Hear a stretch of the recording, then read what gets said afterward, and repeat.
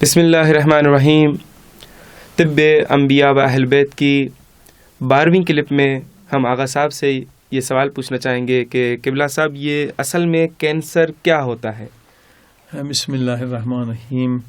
Cancer جس کے نام سے لوگ ڈر جاتے ہیں، ایک بھیانک بیماری ہے، اور ہر سال آپ دیکھیں گے کہ ہزاروں نہیں بلکہ لاکھوں لوگ جو ہیں ان کی زندگی ضائع ہوتی ہے۔ یہ جاننا بہت ضروری ہے کہ کینسر ہے کیا۔ ہمارے بدن میں سیل ہیں، سیل سے ٹیشو بنتے ہیں، ٹیشو سے مسلز بنتے ہیں، تو سیلز کے اندر کیا ہے، ایب نارمل ڈیولپمنٹ شروع ہو جاتی ہے۔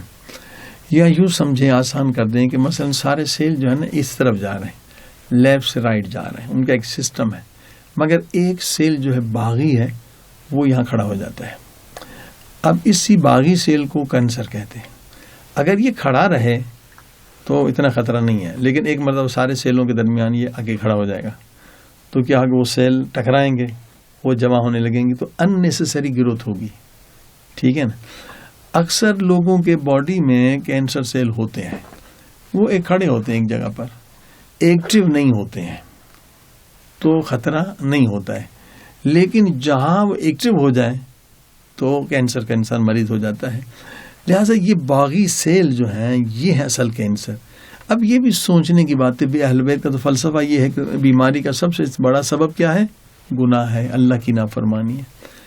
البتہ جو پہلے بتایا گیا کہ انبیاء اولیاء بیمار ہوتے ہیں، ان کا امتحان ہوتا ہے، ان کے درجات بلند ہوتے ہیں جب ہم اللہ پاک کے قانون سے بغاوت کرتے ہیں۔ جیسے پہلے کلب میں بتایا گیا کہ عورت نے دودھ نہیں پلایا، اللہ کے قانون سے بغاوت کی، وہ پروپیگنڈا جھوٹوں میں آ گئی کہ میری خوبصورتی کیا، اس کا سینہ بھی کٹ جاتا ہے۔ جب ہم اللہ کے قانون سے بغاوت کرتے ہیں تو جو ہمارے بدن میں سیل ہیں وہ بھی ہم سے بغاوت کرتے ہیں۔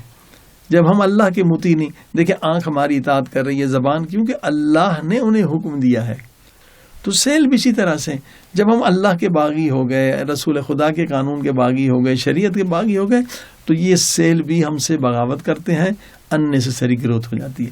اب جو مثلا یہاں علاج ہے ایلوپیتھی میں، وہ جناب کیموتھراپی ہے، اس میں تو بہت اذیت ہوتی ہے، بندہ بچتا بہت کم ہے، یا کاٹ کے پھینک دیتے ہیں، ایک جگہ پر کاٹا، دوسری جگہ پہ، دوسرے پہ کاٹا، تیسری۔ الحمدللہ طب اہل بیت میں اس کا نیچرل علاج ہے، جو ہم نے ایک کلپ میں بتایا بھی ہے، اور انشاءاللہ آئندہ کلپوں میں اور تفصیل سے بتائیں گے۔